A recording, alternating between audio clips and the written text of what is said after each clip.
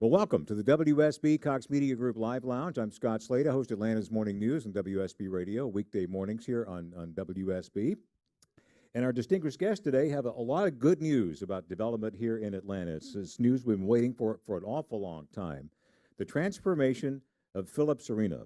And it's my pleasure to welcome the COO of the Atlanta Hawks in Phillips Arena, Thad Shealy. It's great to have you with us, Thad. Great to be here, thanks. And Brett Stefansson, who is the Executive Vice President and General Manager of Phillips Arena. Brett, it's great to have you with us. Great, thank you. Let's give our panel a great round of applause, ladies and gentlemen. Well, gentlemen, yesterday you had a press event revealing plans of the Phillips Arena transformation. Why are you calling it a transformation as opposed to a traditional renovation? It's a good question. We have a marketing department led by Steve Coonan, so you can imagine how many words we went through before we actually figured out transformation. But we like transformation because it's so much more than just a renovation. I think people think a renovation is, oh, you sort of added a room to your house, or you did a paint job, or you added a bathroom. That we are going to be able to really impact almost every surface in this building and improve it. And that's really sort of what we're trying to make sure that we communicate. This is the second biggest renovation in the history of the NBA. Madison Square Garden was the largest. That was now a few years ago, and they called it a transformation. So we thought that was pretty good. Yeah. But that it's also transformational, we think, for downtown, for the city, for our fans, that you look at everything that's going on downtown with the new Mercedes-Benz Stadium and the convention center and the arena. There's transformational things that are happening, and so we think that it's so much more than a renovation. One interesting fact. So we hired contractors. Hunt and Turner are helping us build the building, and they build sports facilities around the country. And they know exactly, sort of, even without plans in general, right, how much a building would cost to build, either new or through a renovation. So when they first started, we said, tell us how much a new building like this would cost if we were to build it in downtown Atlanta today. They run the numbers and they come back and they say it's about $550 million for a brand new building, right? But then we said, okay, now what do we already have in Phillips Arena that we're not touching? All the things that, like the foundations, the curtain wall, the roof, the electrical and mechanical systems, all those things that in a renovation you actually don't have to touch. And that costs about $350 million before you added a finish, before you built the club, before you added the concession stands. And so you have about $200 million left over. That $200 million is pretty close to our budget. And that we feel like with that, if we spend it wisely and we're smart about it, that we can have the equivalent of a brand new building from what we say the roof line to the baseline. So it's going to be much more than just a renovation. We call it a transformation. Brett, it almost sounds like you're going to take it to the walls, practically. Yeah, absolutely. It's almost like you're just gutting a house down to the studs and getting to start over. So we're really excited about that. I mean, you're going to walk in the building and it's going to be completely different than what it is currently. How in the world are you going to be able to do that and then do any business along the way? I mean, that's got to be part of the incredible ballet that you're going to have to accomplish over the next 2 years. Yeah, absolutely. And that gets into a little bit of our construction schedule, right? So we're really looking at this in 3 phases, right? So phase 1 is this summer, and we're completely shutting down, right? So we won't have any events during the summer. Phase 1 will be from June 20th, right? So we're currently in phase 1. We'll run to October 20th. With roughly about $35 million of construction work in place during phase 1. Phase 2 will happen during the season, so we'll also have not only basketball but other events programmed for next season. That will run until essentially the team is finished their playoff run, and as soon as we finish the playoff run, I like where you're thinking. Right, in the spring, that will conclude phase 2, and we'll go into phase 3, which will be another shutdown for the entire summer. And that summer is pretty intense in the sense that we'll have over $90 million of construction work in place during next summer. So really intense schedule, a lot of work happening in a short time frame. But we've got a great plan and a great team in order to get that done. And how does the team do its business, outside of all that, outside of actually playing time? Because there's a lot of work that goes in all season long before you ever hit the court at Phillips Arena. Yeah.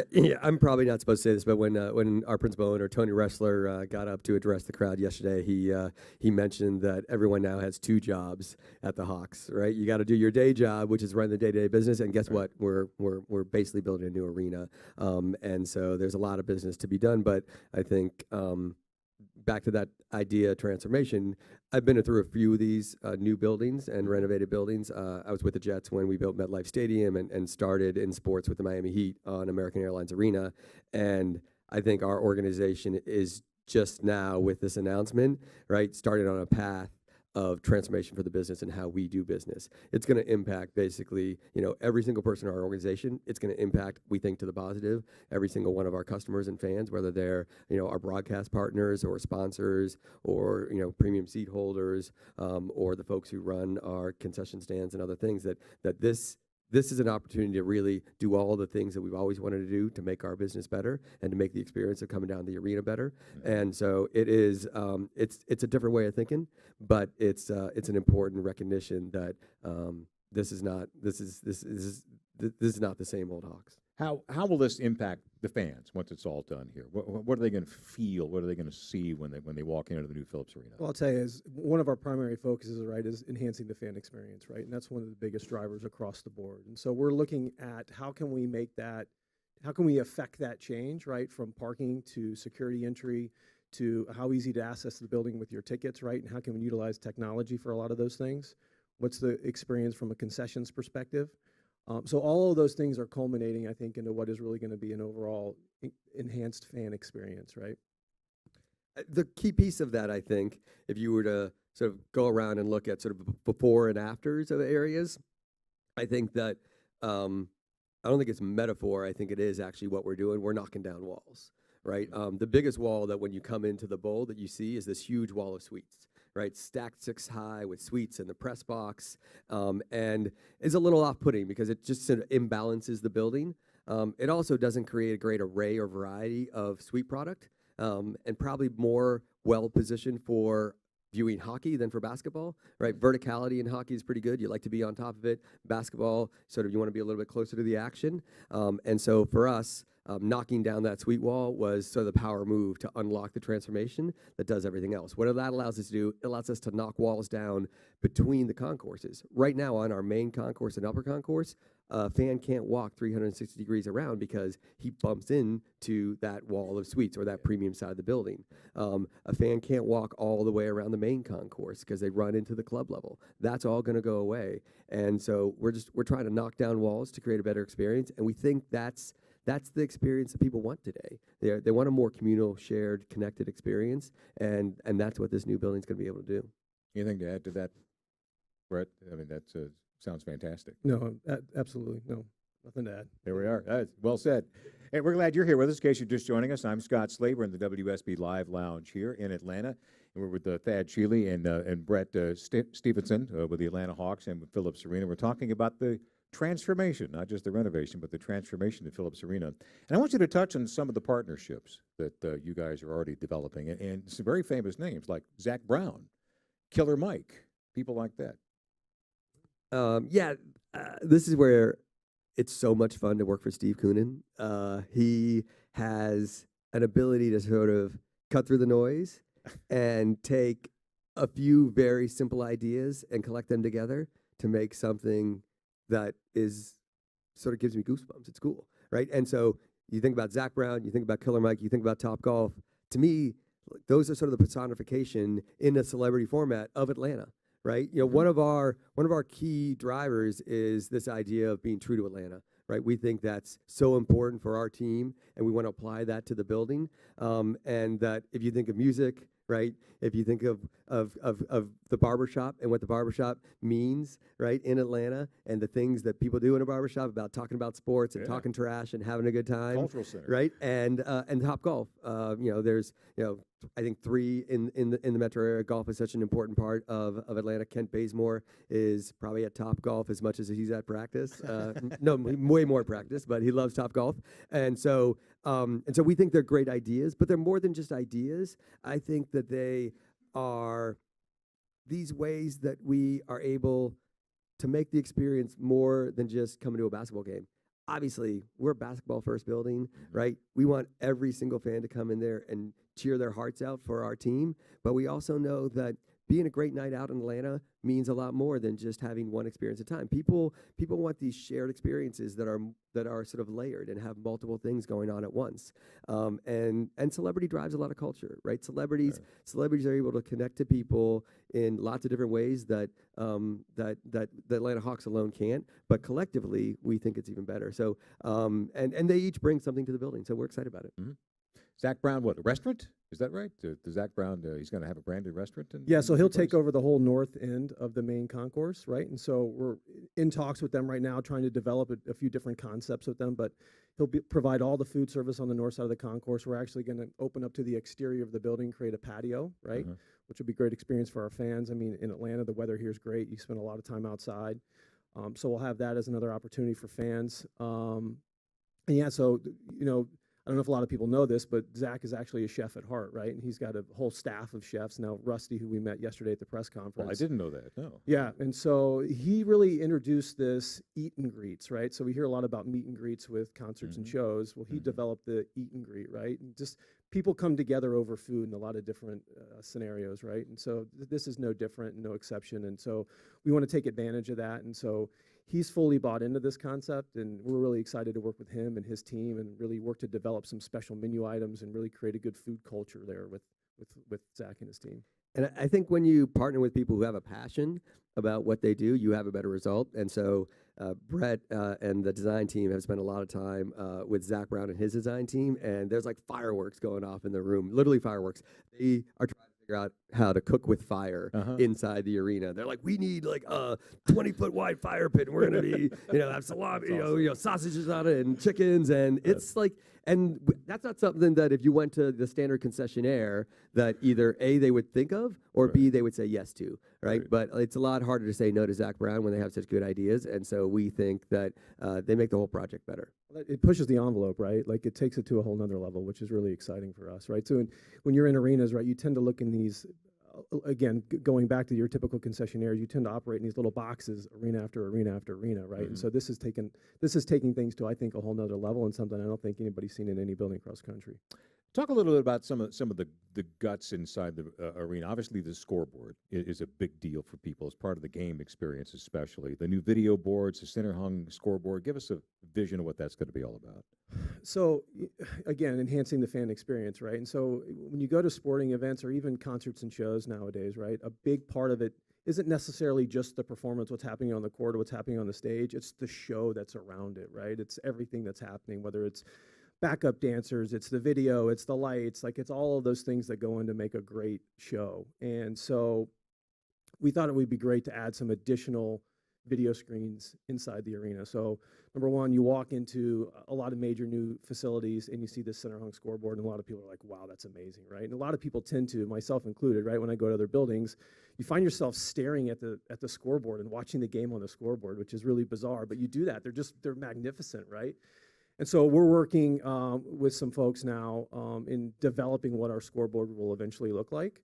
But in addition to that, right, we've added LED center hung boards in the corners, right? And so if you saw the renderings that were released yesterday, we've got these structural pieces, right, in the four corners of the building. So as a part of this transformation, right, we want to enhance those, right? We want to take advantage of those. We want to create an opportunity around those. And doing that, we're creating some cool porches, some cool opportunities to interact with fans, some cool sponsorship elements, but we're also adding these really cool video boards, right? And so these video boards, about 20 feet by 30 feet wide, right, in size, will have a really big presence in the bowl. And so all that, I think, will go into really creating a really cool video element in the building. I mean, you look at what we have now, right? We've got 25-ish million LEDs currently in the bowl with our current configuration, which actually have been demolished now, but that's where we were, right? And so you look at where that's going to be estimated, right? When we open in 2018, we're going to be about 75 million LEDs, right? And so just a massive amount of video, over 10,000 square feet of video boards in the bowl. These will be 6mm video boards, right? We partner with Prism View, which is a division of Samsung on this project. And so we'll have 6mm bowls or better, 6mm LEDs or better inside the bowl, which quite frankly, I think is the first NBA building that can say that. So we're really excited about that. Wow. Are you going to keep the incredible video presentation on the court that people see, those sorts of special effects as well? Yeah, absolutely, right? I mean, I think that's one of the things that fans come out and expect to see pregame. Yeah. We'll of course change the programming and what that looks like, and we'll now we have a great opportunity, I think, to take it even to another level, right? Because all these things speak together in the bowl, and so you even talk about the LED lighting that we're going to have, right? That has now become programmable and become part of the pregame presentation or part of the in-game presentation during the event. And so we're excited about what that'll also add to the experience. Give us an update on another project, the Emory Sports Medicine Complex. Talking to Steve Koonin before, he was saying this is going to be essential to even recruiting top flight NBA players, because with that kind of facility, they can extend their careers. And why not do that here? What's going on with that? Absolutely. You know, Atlanta's a great city for NBA players, right? People love coming here. I think Atlanta Hawks are a great destination for NBA players with Coach Bud and his system and his staff. That I think they've developed a reputation for great player development. Players come here to get better. That's a key recruiting element. But one of the areas where I think we fell down a little bit was in facilities, right? So when Phillips Arena was open, there was a single court, and sort of the game day locker room and permanent locker room for the team was all in one.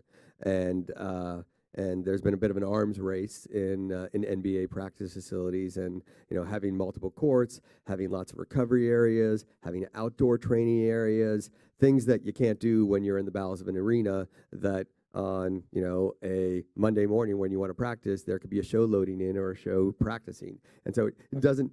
And you get natural light, and you sort of get no change from game day to non-game day, and so having a standalone practice facility has become sort of the table stakes in the NBA. Partnering with Emory has been tremendous. They, Dr. Scott Bowden, who is the lead orthopedic there, I can't say enough good things about him. The guy is a genius, and he really led this project and had a vision for what he wanted to create. And we sort of just said, yeah, that makes a ton of sense. So it's a 90,000 square foot building. 30,000 square foot is the home of the entire Emory orthopedic practice. So not just imaging, right? But they'll have high-end MRIs imaging there, but every body part, right? So sometimes there'll be an ankle specialist or an elbow specialist or shoulder, but they'll have everyone right on site, and that it's actually and then right in the center is 20,000 square foot of the courts. Right, and then around the courts on the north side are 40,000 square feet of player areas and our offices, and two separate entrances, one for the players to come in the north, one for the public to come into Emory in the south. But when the public comes into this double height Emory lobby, there's also a double height glass wall that looks right into the practice court, right? And so this sense of having the community touch, right, and be a part of our practice court, they can get by just coming to Emory. And then working with Emory and our training staff, we identified this sort of esoteric sub to Emory called P3, Peak Performance Project, and they're located out in Santa Barbara. They have this sort of really smart guy who has developed an entire analytical model in order to test players and to potentially predict how and where they could get injured, and then once they are injured, when they're ready to return to play, because they measure all of these force plate exercises and FMS full measurement motion system tests to say when are you fully recovered.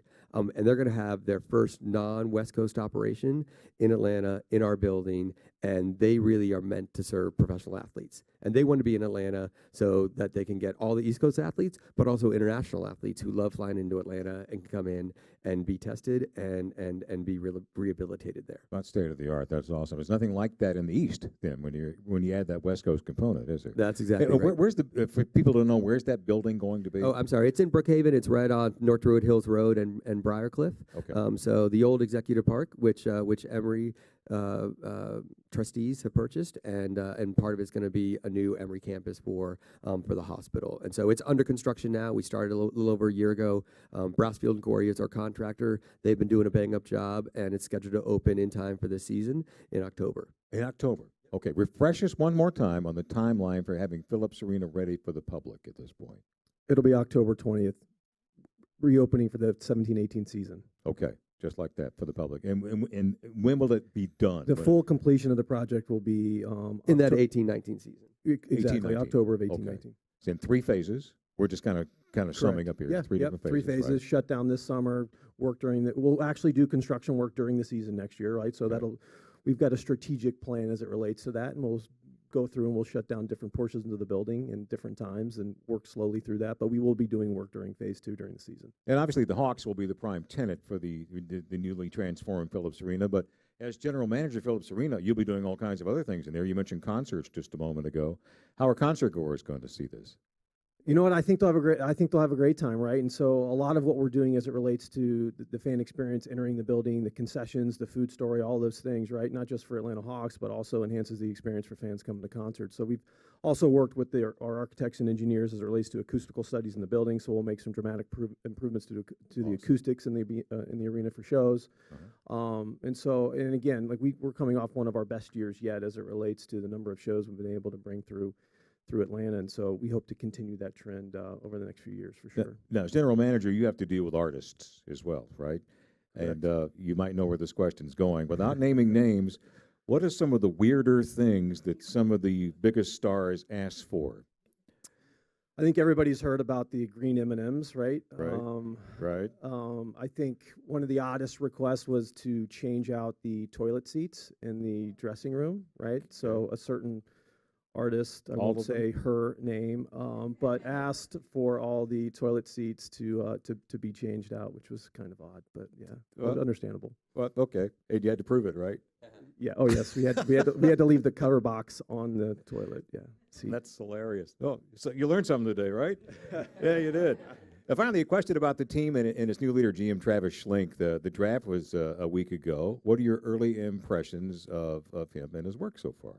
Any thoughts on that? He's been tremendous, I think. I think he, in a very short time, I think has come in and really brought his staff together and set a vision for what he sees as sort of the future of this franchise, and having flexibility and being smart and building this team in the right way. And I think that his pedigree, I think, speaks for itself, right? But is very evident in my, sort of early interactions with him. I mean, obviously spending about a dozen years under Jerry West out with Golden State, and working with, I think, some, even Pat Riley and some great folks in across the NBA. That this is a guy who is not a journeyman by any stretch. He's stayed in for long times with some really important people, and the NBA is such a complicated business, and it is about relationships, that when you can find someone that has developed both of those, I think you feel like you've got someone special. So I have a ton of confidence in Travis. I'm looking forward to working with him, as we all are, and cheering him on to victory. And this is all part of what we call the path to championship, isn't it? When you get right down to it.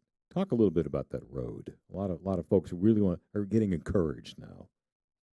The path to championship. You have a roadmap for that path to championship? Yeah, obviously, it starts with a great building, right? There is no perfect path to a championship, right? I think but clearly, what it's all about, right, is creating a championship, and you do that through creating a world-class organization, which is the people. And I think you do that and I think we're well on our way to that. And I think you do it with world-class facilities. And so when the new ownership group came in, I think they set what they thought was a 10-year plan for this franchise, and they called it their core 4 initiatives. Number 1 was to acquire a D League, now the G League team, right? So a minor league team, and a training facility to go along with that. Number 2 was to build a practice facility. Number 3 was to renovate and transform the arena. And number 4 was to reach out and be a part of this community and connect this team and our brand and our building into the community. And in 2 years and 5 days, which is when they closed on the team, I think that we are well on our way to accomplishing every one of those, and that I think the ownership group has recognized that those aren't long-term luxuries; those are short-term necessities. And if we've done anything wrong, we've made it look too easy. But there's been a lot of hard work and a lot of people from the entire organization, and lots of consultants and advisors who help make that happen. But I think we're well on our way to really delivering what Tony Ressler and the leadership group wants, which is a world-class franchise befitting a world-class city. They're huge fans of Atlanta, and they want Atlanta to be huge fans of the Hawks, and I think they've done a great job on that. People are so excited about this. They really are. They really are. Any questions from our audience here for our panel while we have them here? Yes, let's get a microphone over to you if you don't mind, because we want to be able to get. Yeah. Okay. Hello.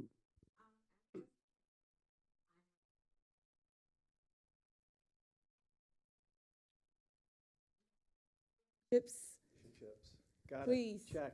Thank you. Fish and chips. There we go. I think we do have fish tacos actually right now, and I've had some good fish tacos down here, so we're looking to have at least that in the building for sure. Does sushi fall into that category? Yes. Okay, just checking. There you go. Yes, sir. Let's get a microphone to you. Talk a little bit about accessibility. I have had season tickets for 20 years. I'm in row C of section 116, 1 and 2, right behind the bench. It's a long damn way up to the restroom for someone of my age and so forth. Talk to me about how we're going to get in and out and with the new club and this, that, and the other. What exactly is the accessibility going to be? Of which particular club were you referring to? Well, I understand there's going to be a new club on the ground floor. Right, right. And I'm right behind the Hawks bench at the foul line. Okay. So it's at the other end, as I understand. Right. But are there going to be any accessible restrooms down instead of me having to go all the way back up to the top? Yes, so we will have restrooms available on the event level. We actually have created a path right around the floor. So if you see our new layout versus our current layout, right, it was really congested in and around the floor. I couldn't right? walk all the way around. As Right. a matter of fact, even to the club side. And so now we've created an aisleway all the way around the seats Okay. on the event floor. So it makes accessibility much easier.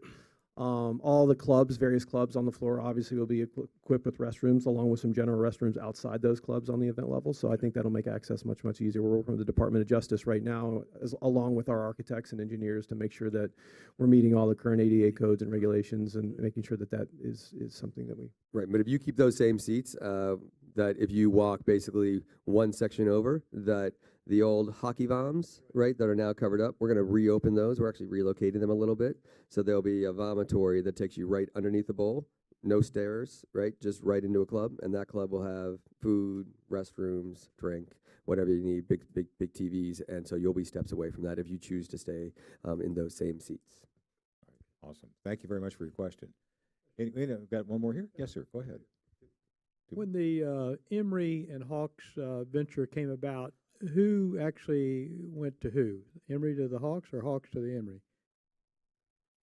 We had been to Emory a few times, and I think that because the team had been looking for a practice facility since for 4 or 5 years, and it's a long drawn out process, and they said no initially, and then new ownership came in. Steve Koonin came on board, and I think and Dr. Bowden got a little bit more involved, and I think we had the right people talking about the right things, and it came together fairly quickly because we knew that there was a shared vision that we wanted to create something special. And so, like anything, it's not. I don't think it's one side or the other. It's both sides sort of coming to the same conclusion at the same time. And I think that place is going to be super special. It's for the players that is probably way more important than the arena for them, right? The arena, they play obviously 40+ games there a year, but they're at the practice facility the rest of the time if they're not on the road. So it's going to be a really integral factor to building that team and training that team and getting them better. And the reason for my question was because if you look at the history of the Hawks and Executive Park, the developer of Executive Park was Mike Guerin Sr., and that was one of the first office parks in Atlanta, and I just thought it was interesting. I didn't know if Mike Sr. Had those kind of visions. He obviously had the visions of creating a nice office park back in the 60s, but it's quite interesting that the history is they're now going back to where one of the original Hawks, meaning Ted Turner and Mike Guerin, when Mike retired and took the position as chairman, and now you're going back to taking over his park and creating a real something special there. So it's pretty cool. Pretty cool part of history. History progresses in circles, right? Yeah, it does. Yeah. It came back. Sometimes Mike you get- certainly got a lot of history, and Mike Sr., Mike Jr. as well. But Mike Sr. is certainly one of the icons in this city of early development and retiring at such a young age, and then getting into the position similar as yourself. You guys being with the basketball. Originally with the Hawks, he's a great person here for Atlanta. Got one more question here, Nick. Yes, we do. Go ahead, sir. It's not going to have a retractable roof, right? No, I'm kidding. I'm kidding. That's a joke. That's not the real question. There it is. That's not the real question. I was wondering what's Sorry. coming. Yeah. No, after the renovations are complete, is there any intention to maybe make a bid for an all-star game? It's a good question. I don't see why we wouldn't. Yeah. Love it. You have to be open at least, I think, 2 years, right? Completed. So, and they're a little bit far out. There are some scheduling difficulties, right? That with the convention center, Atlanta is such a great tourism and destination for conventions that in terms of having we have to plan 7 to 10 years out for that, based on a couple of major events that are really important to Atlanta that come to the convention center. But we agree it would be a great event for have again in Atlanta. Sir. Good morning. Hello. We have a pretty good team here in Atlanta, and I've been a season ticket holder for about 25 years. Thank you very much. I always have the question that Atlanta does not appear to come up in discussion when the elite players of the league are in the market, the LeBron James, those kind of guys, the West Paul. Do we ever look at or think about getting some of those super of the superstars to come to help Atlanta? I remember years ago when the team was not particularly good, and in our draft, we went out and got Dominique. And even the games we lost, those of us season ticket holders enjoyed the game because Dominique always created these sensational plays. We don't have that. We haven't had that in a long time. And I just don't hear discussion about Paul leaving and Harding leaving and Durant leaving. You don't see anything and the Hawks was in the running for any of these guys. I was afraid that the human highlight factory was not going to be mentioned in that, so I'm glad Dominique will be happy and well deservedly so that he was mentioned. So I wholeheartedly agree on Dominique. I think, and again, basketball is an expertise, right? That's what our GM's for. That's not my expertise. So I'm stepping outside more as a fan, right, than as COO.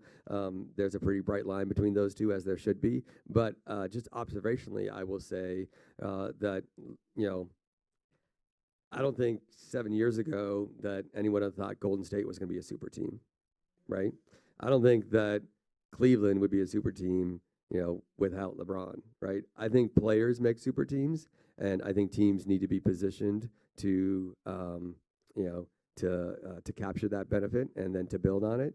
I started my career with the Miami Heat, and I think my second year there was their 10th anniversary of being in Miami, and no one thought that the Miami Heat were going to be the team that they are today. Pat Riley deserves a ton of credit, and Mickey Arison and that organization for building that into a place that is always in the conversation, but it didn't start that way. And I think that in most cases, in today's NBA especially, it's the players that define the destination. If you look at just what happened yesterday, right? Houston, I'm no disrespect to Houston. I think they're a great franchise, and but that I don't think that you would have necessarily said that Houston was a place that's going to attract a Chris Paul in free agency. And so I think it's hard to predict, because I think that's why the game is so complicated. That's why they play the games, but that's why it's hard to say who's going to be a super team, because there's so many complicated factors that go into it. We want to take a few of those factors off the table, or to put check boxes next to the Hawks for that. Ownership, check, right? Management, check. Coaching, check. Facilities, check, right? So we want to take the risk factors. We want to try to minimize those risk factors, or at least say that we've got a few of those boxes checked, and I think that we're well on our way to doing that. But we share your aspiration for sure of winning a championship. Great questions. Thank you all. Thank you very much. And one more, sir. You'll be the last one. Thank you, sir. Yeah, I'm interested in what's going to be happening during the second phase. You mentioned, the NBA season's pretty long, right? It goes October through April, May. What's going to be happening during the season, and how will it affect fans, if at all? Good question. So a lot of work will be happening around concession stands, mostly in the upper level. So we'll strategically close down an individual concession stand, work behind some drywall, finish that concession stand, reopen it up, right, and then move on to the next one, right? So there'll be some gradual phasing as it relates to that. And then there'll also be some clubs that are off the court underneath the precast, right? And so back on the event level, we'll actually wall those off and again work within the drywall in those areas as well too. And so there'll probably be a few things that may affect travel around the concourse, right? A few pardon our dust areas, but I don't foresee a lot of it making a huge impact as it relates to just accessibility and movement around the building for sure. Thank you all for being here today, and thanks to Brett Stefansson, the Executive Vice President and GM of Phillips Arena, and Thad Shealy, the COO of the Atlanta Hawks and Phillips Arena, for joining us in our WSB Live Lounge. Good luck with the transformation. Let's check back for updates, okay? Great, thank you very much. Thank you very much. Pleasure having you. Thank you for joining us today. Thanks, guys.